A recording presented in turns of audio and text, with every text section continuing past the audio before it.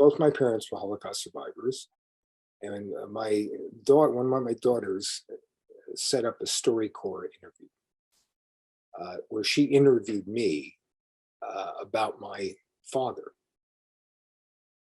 She knew my mother, but she never knew my father.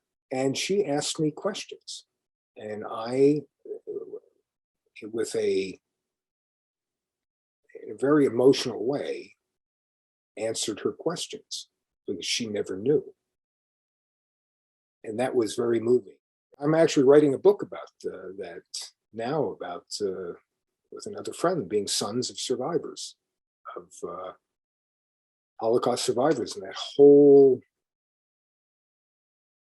world of how that trauma, how I continue to overcome that trauma, because it's certainly it's different from its own distinct trauma, but common to trauma.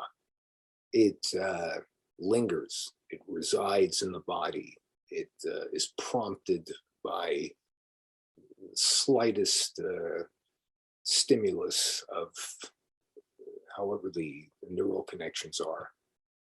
My experience, being the son of Holocaust survivors, and the more and more clear as I delve into this, how much the impact has transferred epigenerationally from my parents' generation to me, and my daughter and my kids also.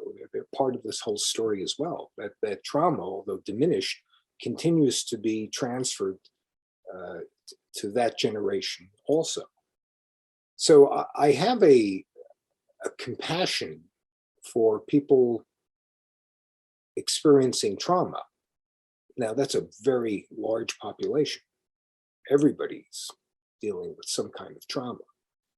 But the people in this program, the military context, I can relate to that very well. And I think that does contribute in a big way. And sometimes I'll share some things with people, not in plenary, not in the group, but if someone does initiate that conversation,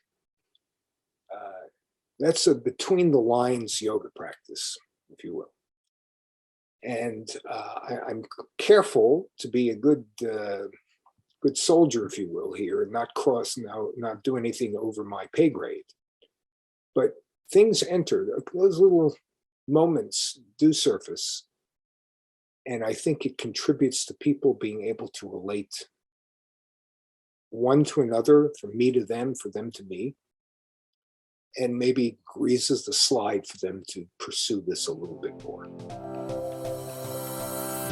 BrainLine is powered in part by Wounded Warrior Project to honor and empower post 9/11 injured service members, veterans, and their families.